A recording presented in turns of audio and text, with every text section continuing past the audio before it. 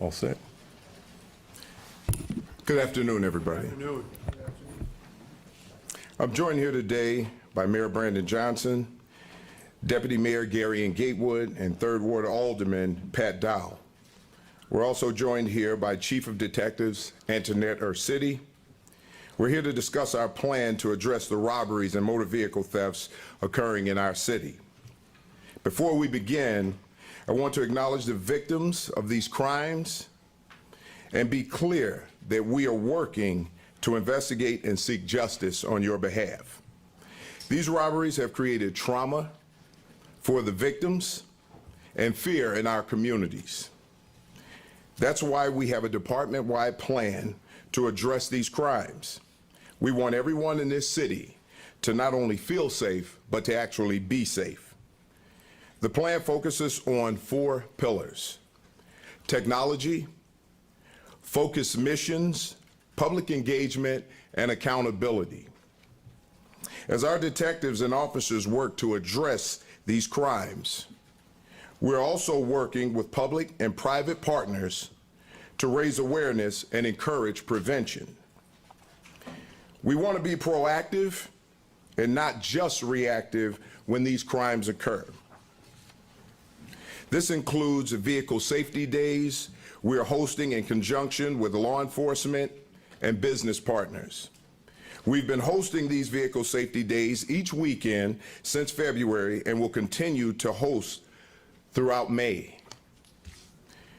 We're also partnering with Hyundai and Kia to host vehicle safety days the first week in May at Guaranteed Rate Field, where eligible vehicle owners can obtain software updates that can help prevent vehicle thefts.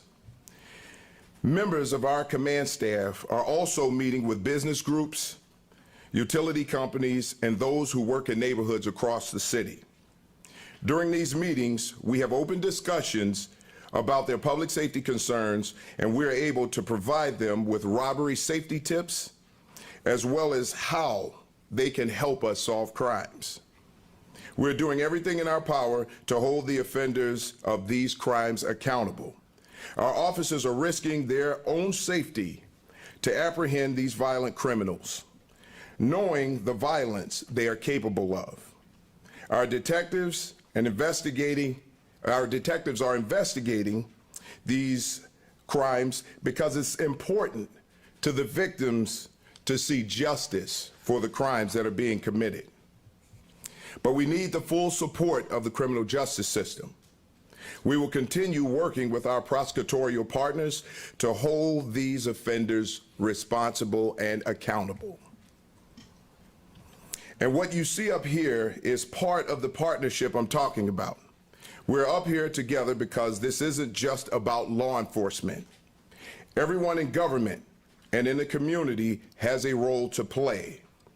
This goes to the mayor's idea of the full force of government, to have everyone be a part of bringing this city safe streets. Our message is clear. If you commit these crimes, there will be consequences. With that, I'd like to invite Chief Ursitti up to give you the overview of the plan.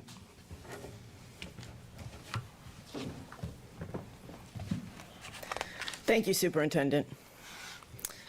Like Superintendent Snelling, I also want to start by acknowledging the victims of these crimes. Those who have experienced a robbery have been through an extremely distressing event. Our plan is truly focused on prevention to make sure others do not have to endure such trauma. But to be clear, when these crimes do occur, we will identify and hold accountable the perpetrators who have caused harm. We are utilizing technology like license plate readers and pod cameras to locate and apprehend those responsible for robberies and motor vehicle thefts. Often, our strategic decision support centers are able to observe offenders in real time and relay that information to officers on the ground to take immediate enforcement action. Within every district, officers are available to identify, collect, and preserve video evidence that is crucial to our investigations. Members of the Bureau of Detectives, the Bureau of Patrol, the Bureau of Counterterrorism meet regularly to review and discuss incidents and videos. Our patrol and detective leadership weekly direct meetings that are data-driven and focus on identifying where these crimes are happening and who is repeatedly committing them. We're able to use this information to disseminate community alerts to the public, often with video, which can generate information and tips that assist in the investigation. These community alerts are put out in the hopes that those with information come forward, either by calling detectives or submitting an anonymous tip at cpdtip.com. With most of these crimes, someone out there knows something. This information can be vital in solving a case. Discussions in these meetings also help us strategically deploy resources so that we can stop robbery offenders through focused missions. One example of this is the robbery missions that the Bureau of Patrol has been conducting in Area 5 on the city's northwest side in partnership with the Area 5 detectives. Late last month, during a robbery mission, 5 offenders were placed into custody because of this strategic deployment of resources. When offenders robbed a victim at gunpoint, the officers deployed in this robbery mission immediately homed in on these offenders and placed them into custody. Each was charged with multiple felonies, including armed robbery, possession of a stolen motor vehicle, and unlawful use of a weapon. Not only were they taken into custody, but the officers recovered 4 weapons and a vehicle programmer, a device that can be used to steal vehicles.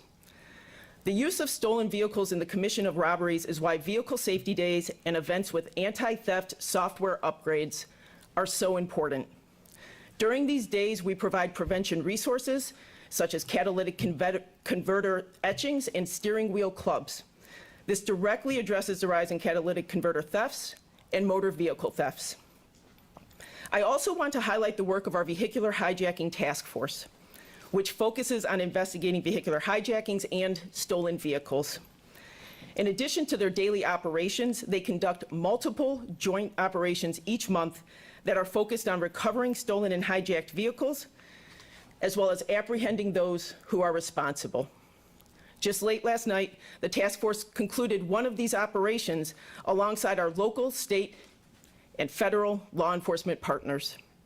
So far this year, the task force has conducted 10 operations, resulting in more than 80 arrests and the recovery of more than 140 stolen or hijacked vehicles.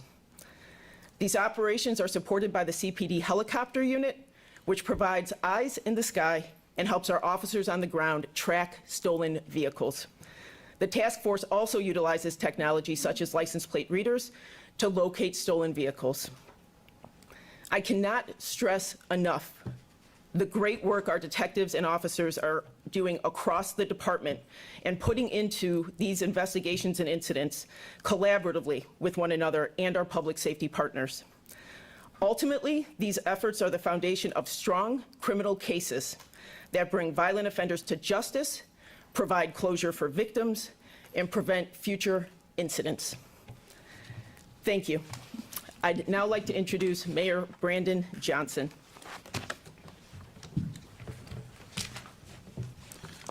Good afternoon. Thank you, Chief. Thank you, Superintendent, for both of you all's leadership, putting forth this new strategy to combat robberies and foster safety in our neighborhoods. And through this collaborative, community-driven, and technology-driven approach, I'm confident in our ability to investigate crimes and bring justice to our communities. And everyone in every neighborhood deserves to feel safe walking down the street, commuting to work, and enjoying life in our wonderful city. The key to making that vision a reality is collaboration.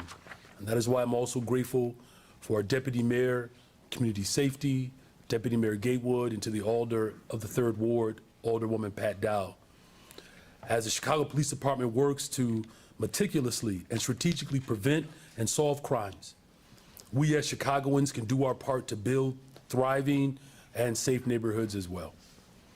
And through my administration's community safety strategy, the People's Plan for Community Safety, the full force of government is activated and focused on our collective mission We are determined to nurture our partnerships as well as create new partnerships with community members, neighborhood organizations, faith groups, local business owners, the folks in the philanthropic community, and all other stakeholders across Chicago to foster peace as well as safety.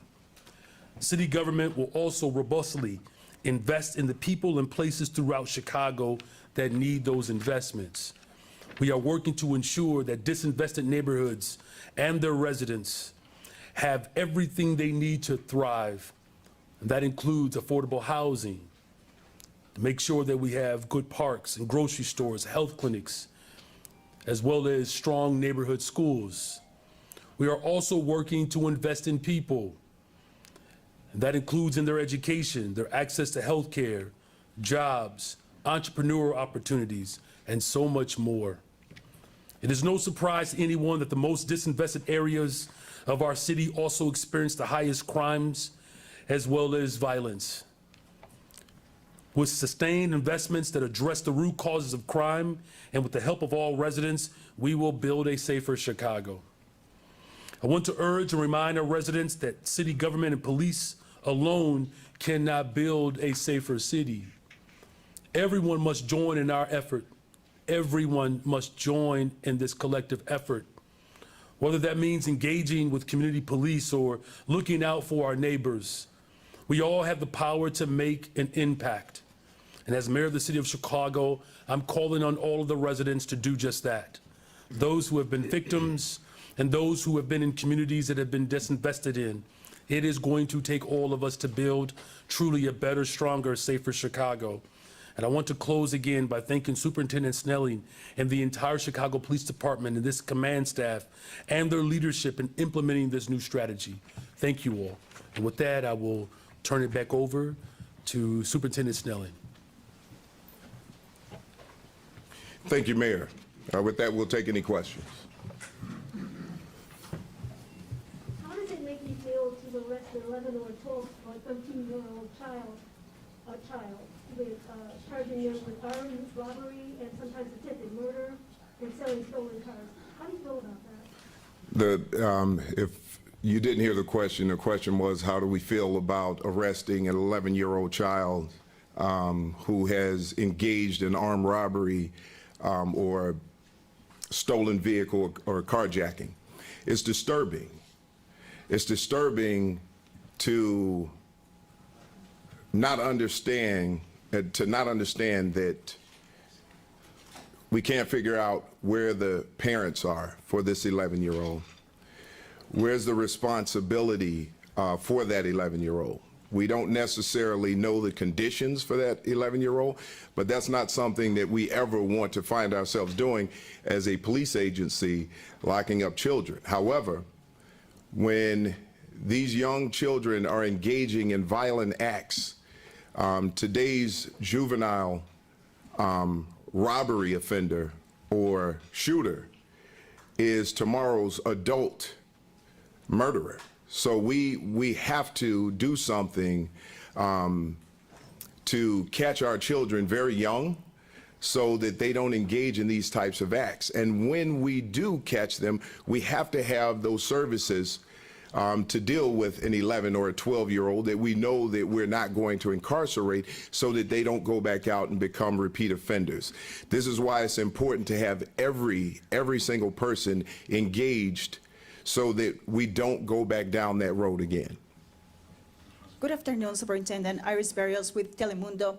Can you be more specific about this technology? Is going to be new? Are you adding more cameras? Where you're going to be? And how it's going to make the people feel more safe? So what we don't want to give up everything, but here's one of the things that I can tell you. You know, our SDSC rooms, our ATC rooms, our area technology rooms, it's very important to understand that we've done great work with that, and we've solved murders and vehicular hijackings, shootings.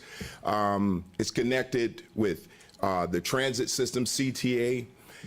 And we know that robberies happen in and around those locations. So, number one, when we talk about technology, we have the technology to gather information. The next thing that we have to have is a focused mission. right? It has to be targeted. What are we looking at? So we're starting with stolen vehicles, because we know those stolen vehicles are being used in secondary crimes, like robberies. In most cases where we have robberies that occur or robbery sprees, these are individuals who are jumping out of stolen vehicles. If we can get a handle on those stolen vehicles, which we're working, we have close to 3,000 less stolen vehicles this year than we had last year, probably a little less than that, but we've still got a long way to go with that. With that, now we have to look at the violent act of 3 to 4 masked young people jumping out of a vehicle and pointing guns at people and taking their belongings. If we can get a handle on the stolen vehicles, we can get a handle on how these crimes are being committed. Now, we're also looking at areas, locations, and times when these robberies are occurring. And we want to make sure that we have the right personnel out there to deal with these situations.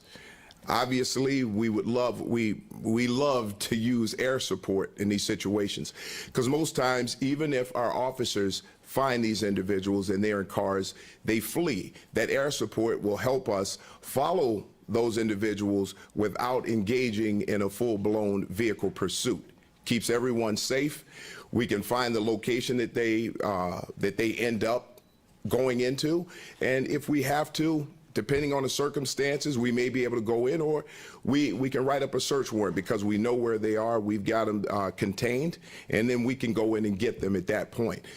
Accountability is a major factor. We have to hold ourselves accountable for getting this job done and making sure that it's done properly, having our supervisors out there driving this initiative.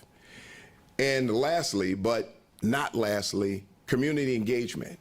As we engage with communities, as we talk to people, not just our alders, not just our business owners, but our community members, giving them information on how they can avoid being victimized, and then how they can report these things, notifying all of your neighbors, flyering, and having our officers go out and talking to community members. So this is different from what we've been doing. We don't want an ad hoc approach to this.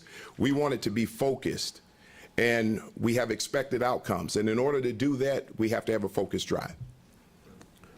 Superintendent Craig Wall with ABC7. Looking ahead to this weekend, it's going to be one of the first really nice weekends. We know what often happens. Large groups of young people in the past have come downtown and caused a lot of problems.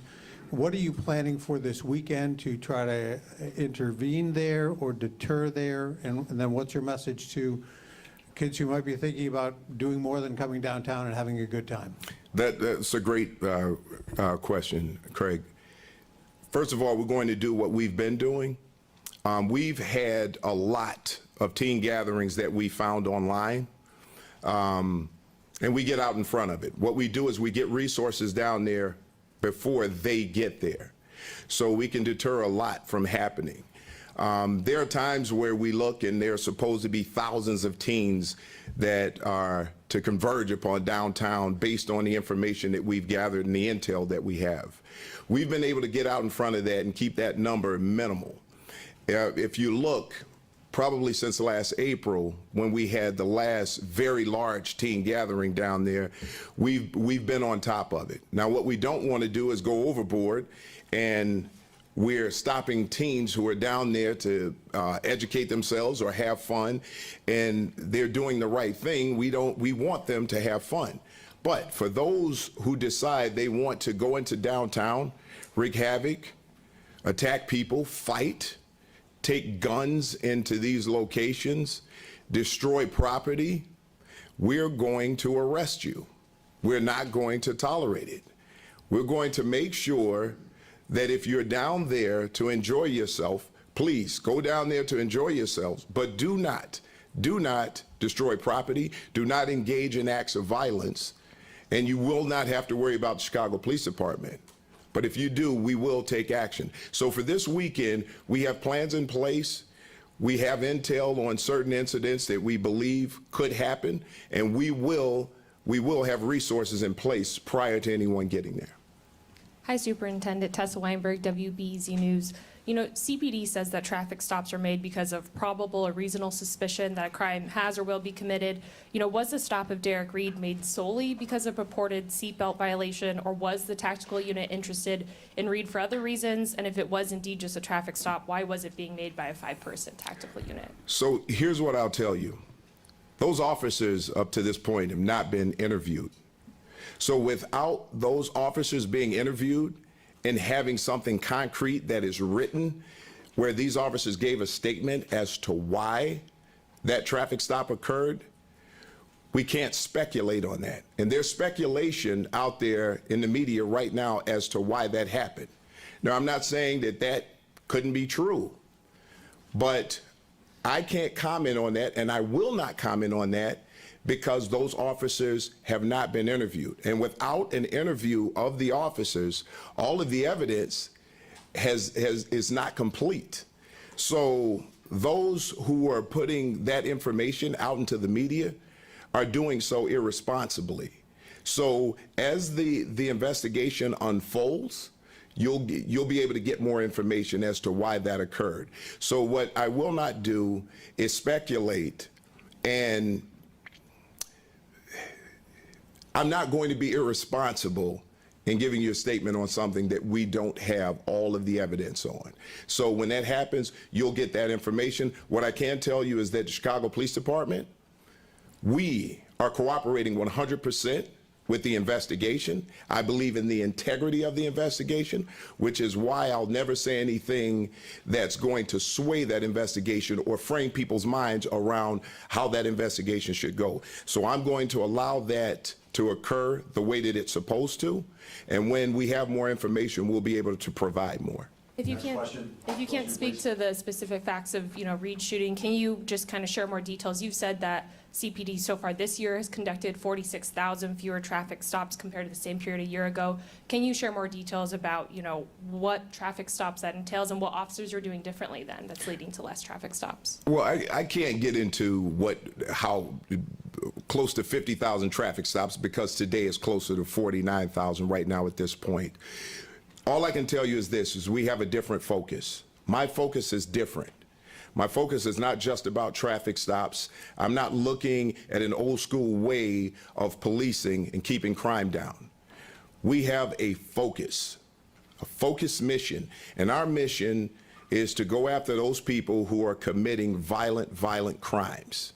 So what I can tell you is, being down that close to 49,000 traffic stops, we're up 14% in gun arrests, gun recoveries. We're also up in felony arrests.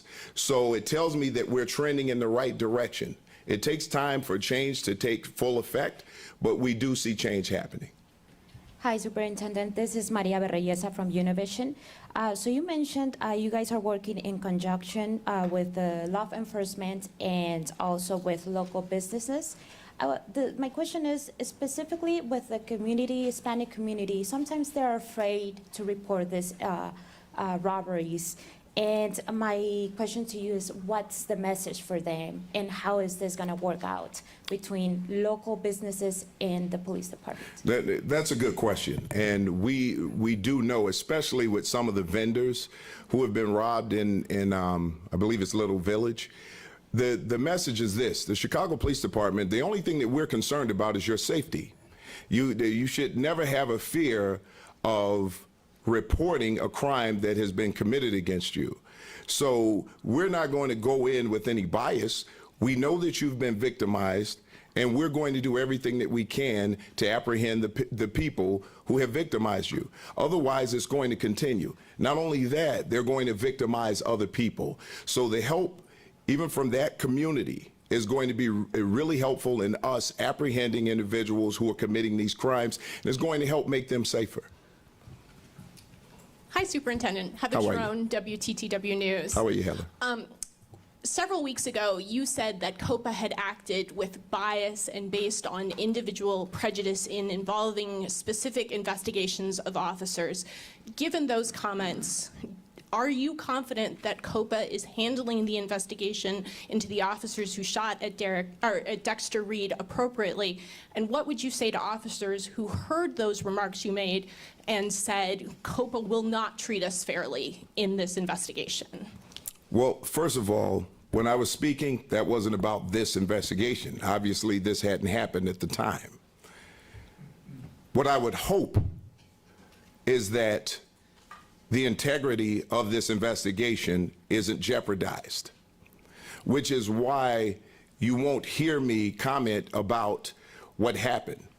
Because I believe in one thing: accountability, transparency.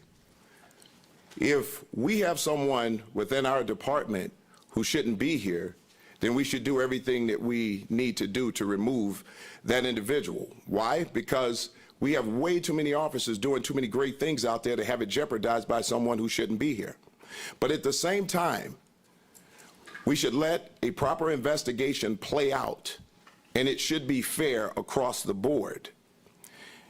Nothing and no one should be judged in the court of public opinion. So my concern is that the integrity of the investigation isn't jeopardized and all of the evidence is collected and looked at properly, that it's assessed properly. And whatever the outcome is, we will deal with that when it happens. But I just believe that all of the investigation, the investigation should be completed by collecting all of the evidence and then making a proper assessment. Next question, Charlie. Will you agree with COPA's recommendations to strip the officers involved in the Dexter Reed shooting of their police powers after they complete their 30-day administrative leave? It's an amazing thing that information about stripping officers is out there.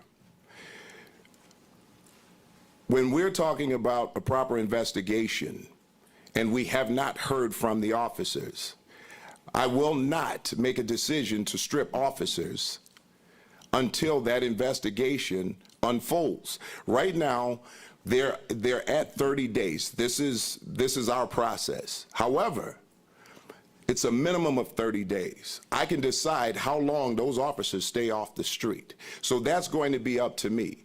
But what I'm going to do, as I said before, is let the investigative bodies work in the manner in which they work. I will not, and I refuse to interfere with that or say anything that's going to interfere with that. And when the recommendations come down, I will assess whatever that recommendation is, and then I will make the decision as that happens. I can't predict what that investigation is going to unfold. Good afternoon, Superintendent. Charlie Wojciechowski from Channel 5. We all know the mayor's policing strategy involves investing in young people, investing in communities, but we realize that's going to take time to pay off. Is this strategy announced today part of an acknowledgement that you're going to have to do something in the meantime until that starts to pay off? That's a perfect assessment, Wojo. I mean, basically what it boils down to is we have to do both. And the reason that we have to do both, the long-term strategy is going to help us down the road. I mean, let's be honest. This is a double-digit year fix, right? We didn't get here overnight. And when we start talking about social problems and socioeconomic problems that affect communities, we have to rebuild those communities, and we have to start with the very, very young children because they're going to be the next wave. But in the meantime, what do we do to keep people safe in this city so that they feel comfortable walking to their cars without the fear of being robbed or carjacked?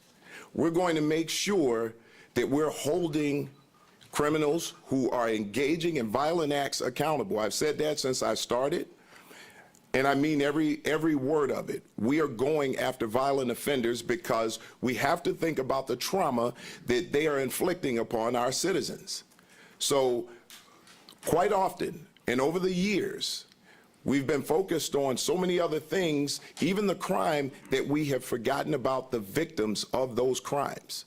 So we will be focusing on the victims of these crimes. If I may, just a quick follow-up with Alderman Dowell. What do you think of what you're hearing today and how it applies to your ward? And if you could please step to the podium, Vance. Well, when the superintendent talks about this being, and the mayor talks about this being a collaborative effort, it truly is. So, you know, I work with my business community, my constituents, and other stakeholders in the community to make sure I get information, to make sure that young people are being invested in. For example, I'm working with the church, True Rock Ministries, that has adopted Mollison Elementary School and about 22 boys that are in that school, you know, to help mentor them. We encourage our residents to go to some of these vehicle training sessions or vehicle care sessions. We encourage phone trees. Even in my own development, my neighbors and I, and there's 18 of us, we have a texting group text. And so this is something that I encourage and continue to work with. I think it's very important that we do have collaboration because it is a all hands on deck issue. Good afternoon, Superintendent Sarah Schulte with Channel 7. This is actually a question for both you and the mayor. As you know, the consent decree was put in place to prevent something like the Dexter Reed incident from even happening to begin with. So what are you doing to increase compliance? I mean, as you know, the court monitor said, last November, the rate is 6%. So I'm just interested what both of you are going to do to make sure it's, you know, the compliance rate increases so we don't get another Dexter Reed incident. So let me just go a little further on the consent decree and compliance numbers. There are 3 levels of compliance when it comes to the consent decree. The first one, preliminary, is policy development. Then we get into the second level. Now, policy development right now, we're about 88%. Now, that process includes a lot of bodies. We have the IMT, the OAG is a part of that. And we want to make sure that we have the right things in the policy, so that has to be approved. That can take several months. From that point, we have to go into training. So that's secondary compliance. Right now, we're at close to 50% in secondary compliance. We don't reach operational compliance, which is full compliance, until we have all of those things completed, the training, and some of those compliance levels require the training to be in place for several years. So when we talk about the compliance numbers, those can become talking points that CPD isn't doing much. What I will tell you is this: the consent decree is just a piece of paper if we're not actually doing something. So I can talk about the compliance numbers. We could write up anything and say that we're in compliance. The question is, are we being effective with changing the way that we expect our officers to work? So what we want to look at, and what I'm looking at, is quality and quality training. How do we get our officers in as quickly as possible and train? So where we see deficiencies with our officers right now, we already have policies and great training programs in place that we need to get our officers back through. I'm looking to do that now because, you know, we train our officers when they come out of the academy as brand new recruits. When they hit the street, it's still fresh in their minds. After 2 to 3 years, if we don't give them that refresher training and rebuild them to get them to understand that, hey, this is the way that we're going to continue to do things, it breaks down over time. So our officers have to be reminded as well as trained. And this is where our supervisors come into place to make sure that our officers are following everything it is we need them to follow. And we're going to hold our supervisors accountable to do that. But why aren't the officers being, the veteran officers, why aren't they being trained on a regular basis on de-escalation? The officers are being trained on a regular basis. Here's the problem. When we have 10, 11,000 officers, and part of the consent decree are other training programs. So now we have to get those officers through training as well as get them new training. So once we do that, we also have to balance that with keeping some officers on the street. Because if we're not balancing that, all of our officers are in training and none of them are out in the field actually doing the work. So we will get there. This is not, we can't wave a magic wand and get every officer trained. But the best way to train an officer in de-escalation is through stress inoculation training.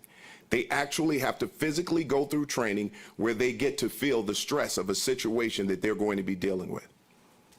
Mayor, did you want to, I was asked you to, He covered it. but I mean, it's an issue that you brought up in the campaign and Yeah. how important it is for you to, Yeah, the superintendent is covering it.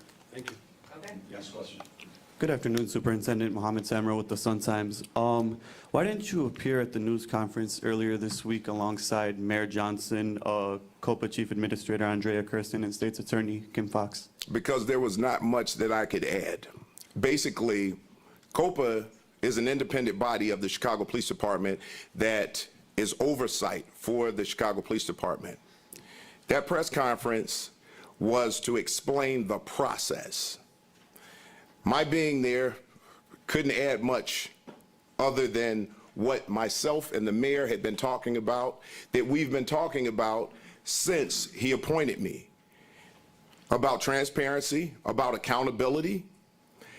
We have a great communication between the two of us. We meet multiple times a week to talk about crime issues. He expresses his concern about some of the major crimes that are happening around the city, especially the violent crimes. And we have these conversations and we talk about those things. But again, I'm not going to do anything to frame anybody's mind about what happened in that shooting. Listen, as the Chicago Police Department and as the leader of the Chicago Police Department, I have to be very careful about what I say, because when you're the police in this environment right now, and you have a police-involved shooting, anything you say can be taken that you're being biased.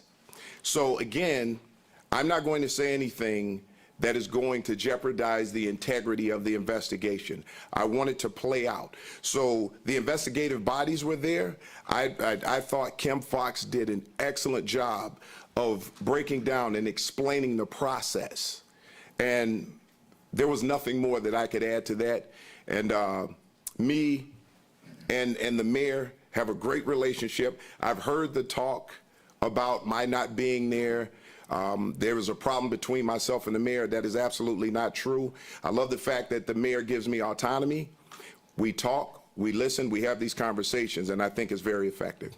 Superintendent, did you want to present video that showed the officer's perspective of what happened in that? We've heard that the mayor's office shut down that effort.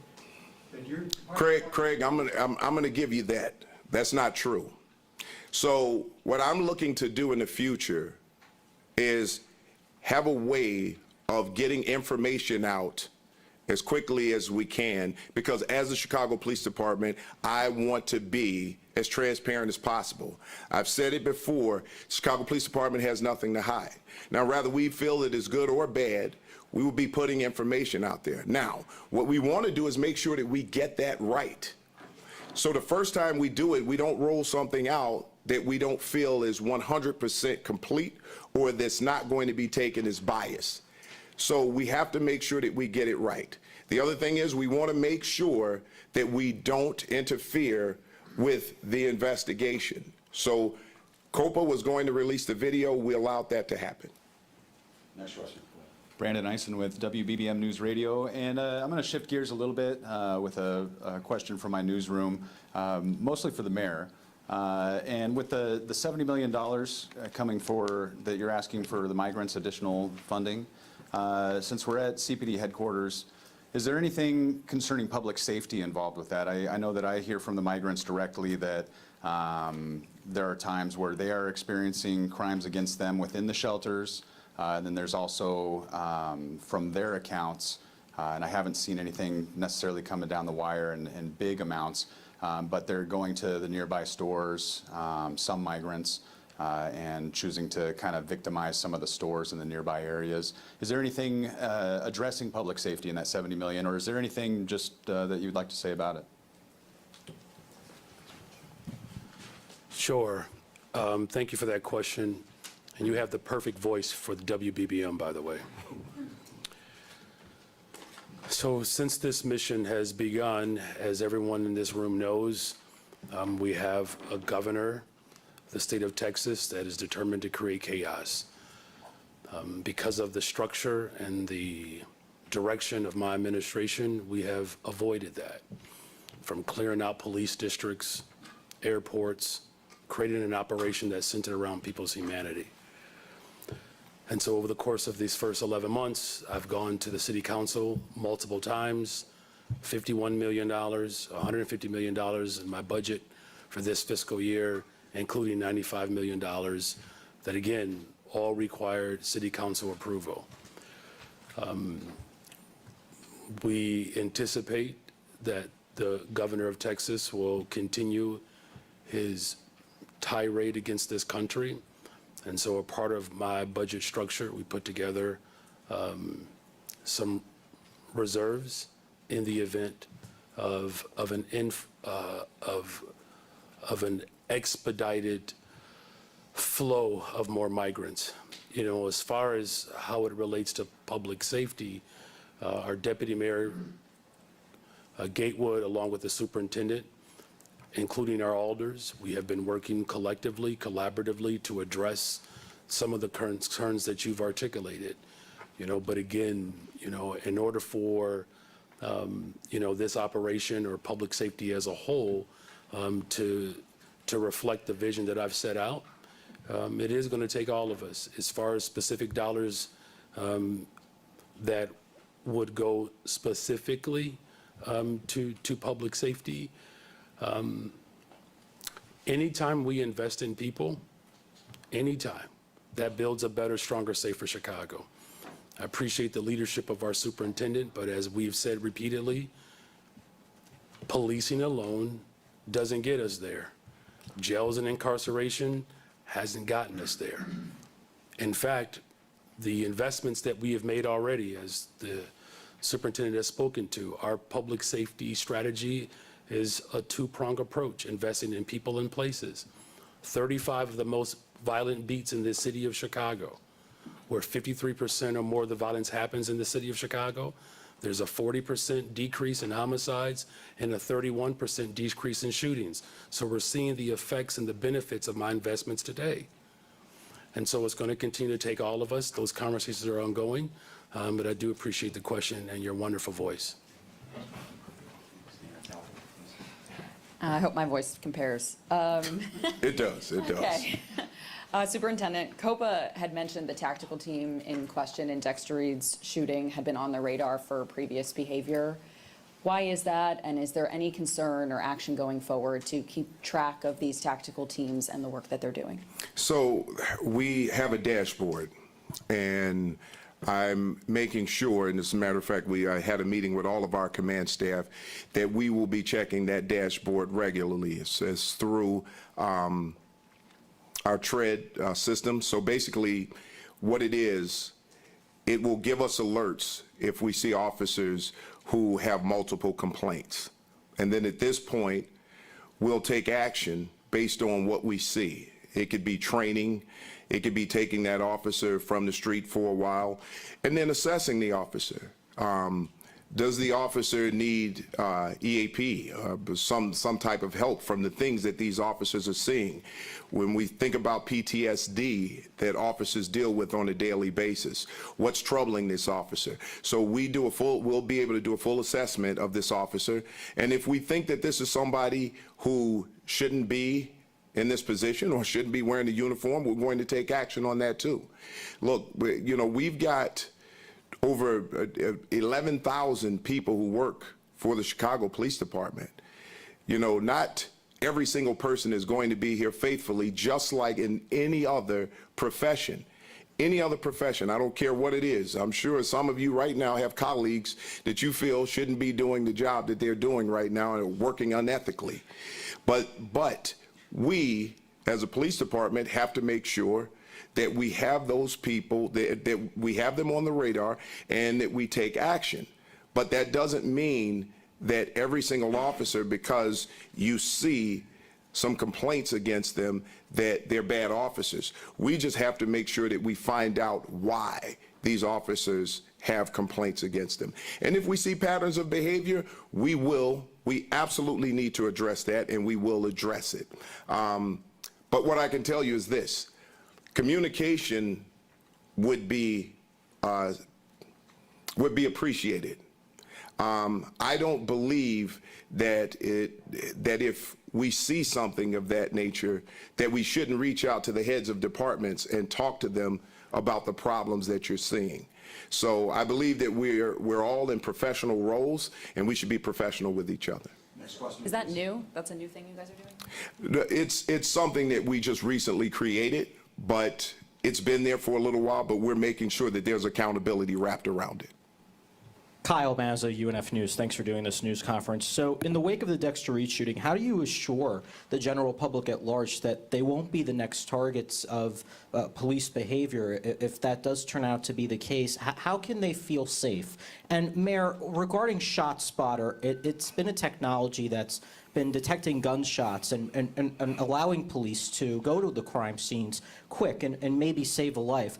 You did promise that you would be phasing that out, but in cities such as New York City and here in Chicago, the ShotSpotter technology does do positive things. So why do you think it's a negative thing in your view for the city? And Superintendent, has ShotSpotter been a collective tool for the city? Well, let me start with your first question. Your first question is, how do we assure the public that our officers are going to police effectively and fairly? Right now, I'm doing a full assessment of everything. So everything that we see, we read, or complaints that we get in, we're taking seriously. One of the things that I'm coming up with right now is a dashboard. And that dashboard is going to be for transparency. You'll be able to go into that dashboard and see everything that's going on within the Chicago Police Department. We will have that posted. I don't have a timeline on that right now, but at least in a couple of weeks, we're looking at getting that thing posted. Here's what I'll tell you, and I'll say this about ShotSpotter. Look, when it comes to ShotSpotter, I've seen our officers get to locations quickly, and I've seen them save lives. And this is one of the things that we don't highlight enough, the life-saving efforts on the part of our police officers. We're quick to put it out there when an officer looks bad or an officer is engaged in something he or she should not have engaged in. But when we look at the effectiveness of what our officers have done to save lives, I'm going to be doing a lot more to get that information out to people. But look, this is something right now that's in City Council. I don't make those decisions. So whatever happens, the Chicago Police Department is going to work around it, and we're going to make sure that we keep people safe. So. Yeah, thank you, UNF. All three of your questions in one. It was impressive. The data points around ShotSpotter were very clear. And what I've said repeatedly is that it's going to take more than just technology. Investing in communities is what my vision is for the people of Chicago. The difference between Chicago, and particularly the neighborhoods that I'm speaking of where the violence is most pervasive, the difference between those neighborhoods and other places around the country, around the world, and around the city, quite frankly, that do not have the gross inequity that exists in those neighborhoods, is that there's been investment.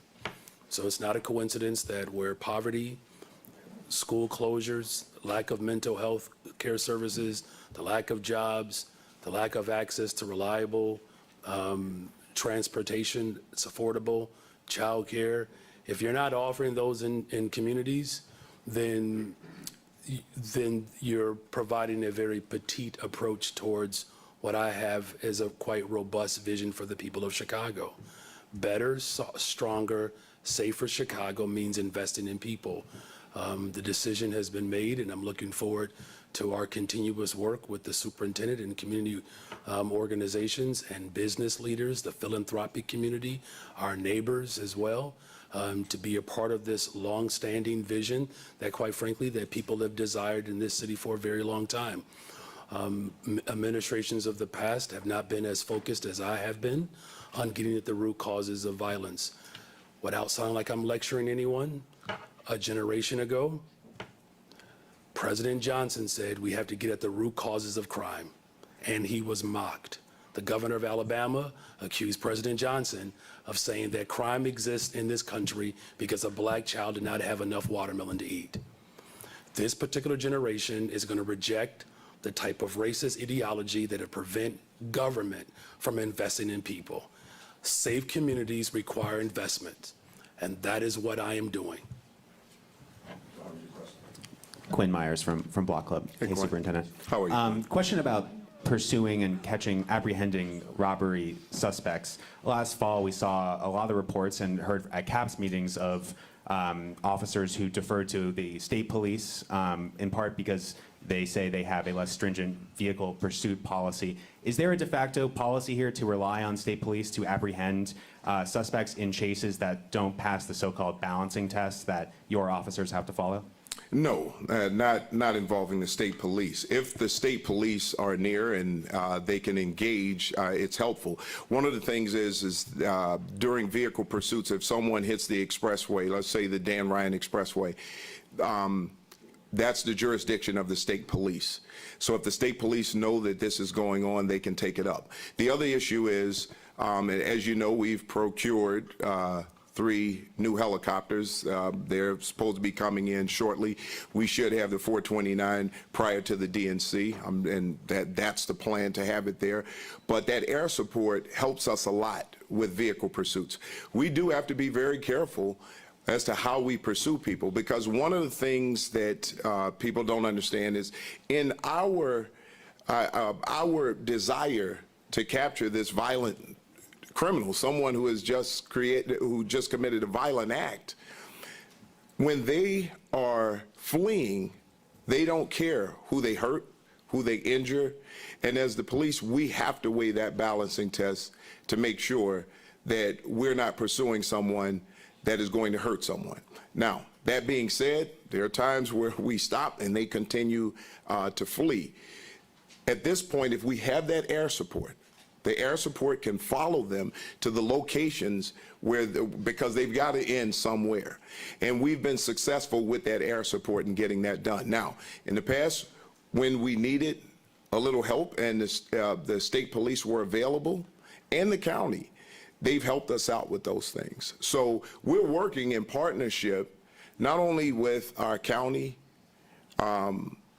state, but we're also working with our suburban partners, especially when it comes to the robbery missions, because some of these sprees start in the suburbs and they make their way into the city of Chicago.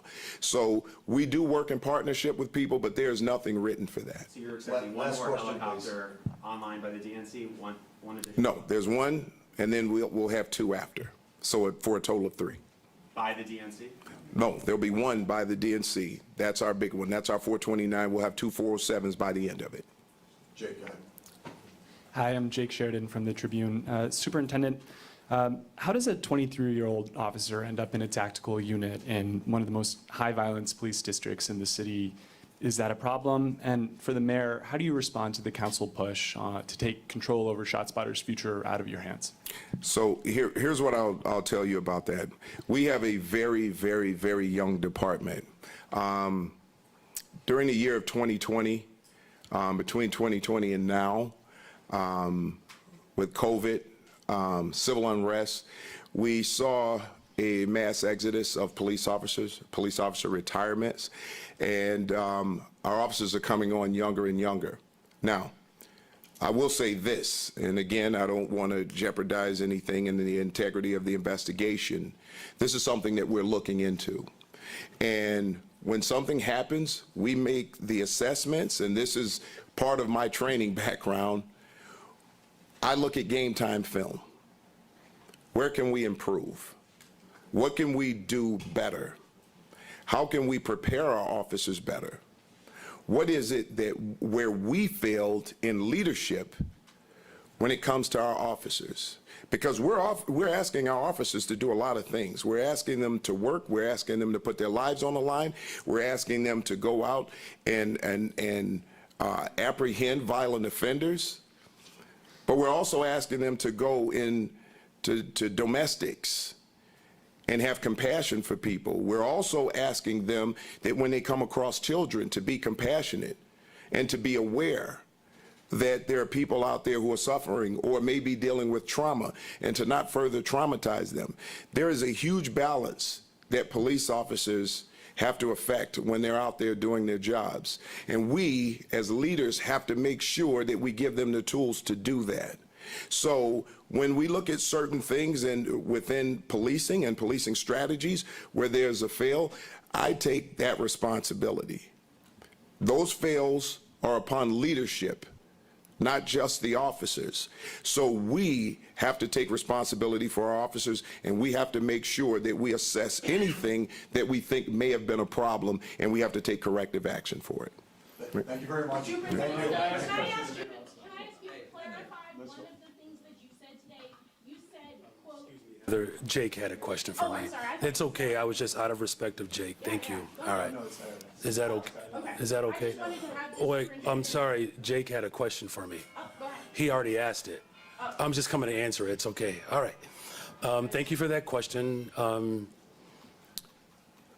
Look, since I've been in office, I've been very clear about my vision for the city of Chicago.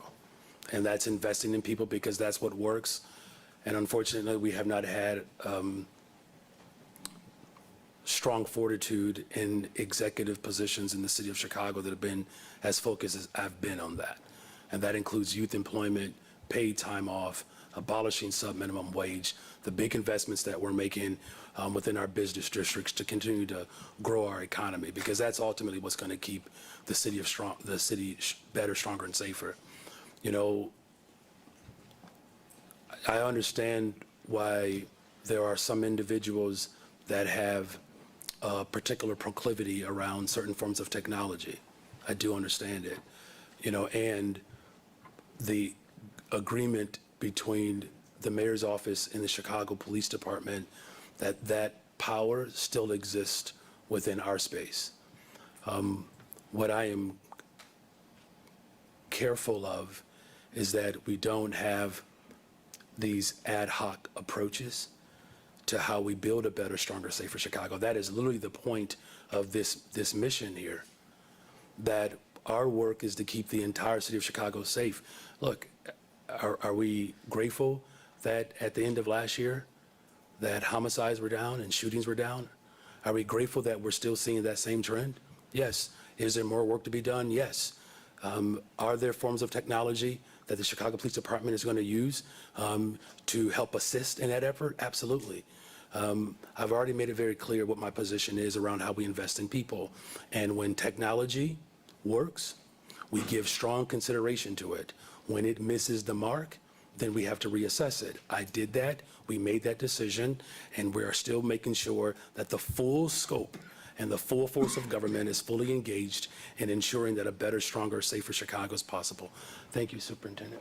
Superintendent, can I have you Thank you. clarify your remarks when you said that there was people were putting things out in the media irresponsibly about whether the officers stopped Dexter Reed for a seatbelt violation? Were you referring to the media, or were you referring to COPA that released the information that it was a purported seatbelt violation that triggered the traffic stop? Here's what I'll tell you. If that information came from COPA, then that's who I'm talking about.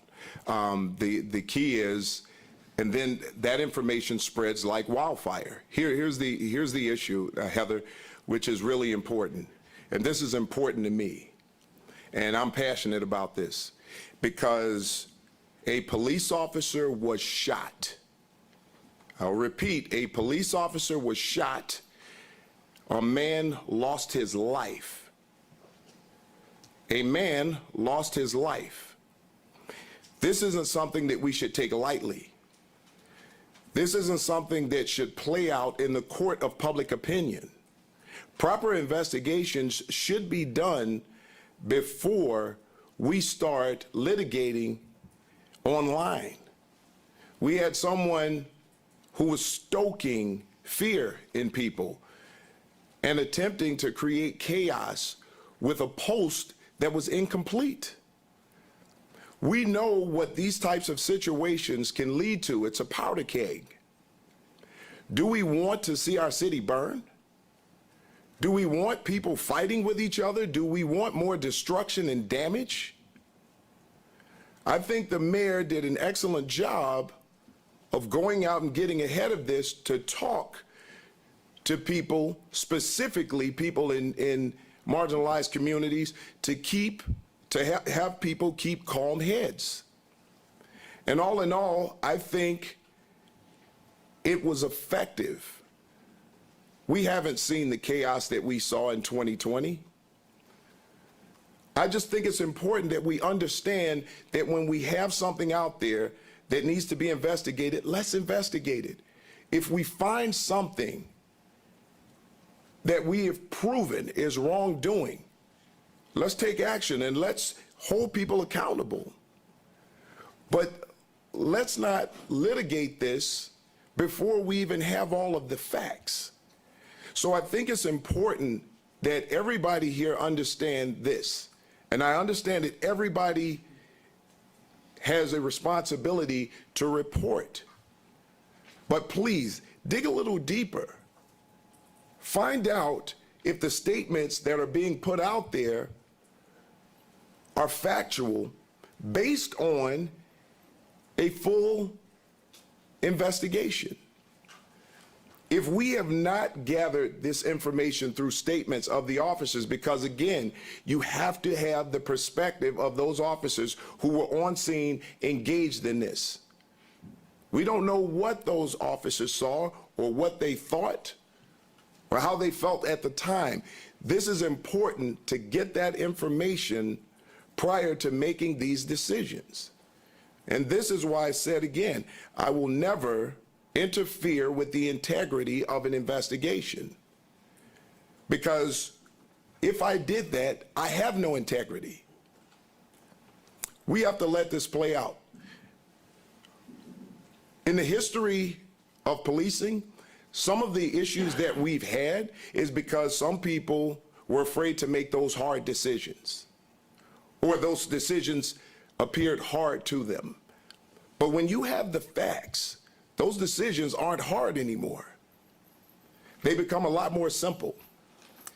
And you should be willing to make those decisions once you have the evidence. But prior to that, we're setting this on fire and we're throwing fuel on it before we know all of the facts. So all I would ask anybody to do is dig deeper, ask the questions, find out the process. And if we know what those processes are, I think we can report a lot better on what's going on. So as this investigation unfolds, you'll get more information. I hope that answered your question, Heather. Thank you. Okay, now I want to say this last thing because this goes back to our teen gatherings. This weekend, I would just like to send a message to all parents. And the reason that I say this is because there are often times that parents drop their children off downtown because their children have told them that they're going to the movies and they don't know that they're actually down there to engage in a teen gathering. And oftentimes parents have had to go to the hospital to get their children because they were injured down there or even shot. We've had parents who showed up to the stations to pick up their children and they thought they were going to one place and did not know that they were engaging in a teen gathering. All I would say is if you drop your kids off somewhere, make sure they're going where they said they're going. And just please, just pay attention because this is the only way that we're going to keep these young people safe and keep the rest of the city safe. With that, thank you, everybody. Craig, I'm going to put you in timeout next time. So. Can you go in timeout? I gotta go in timeout too. Sure.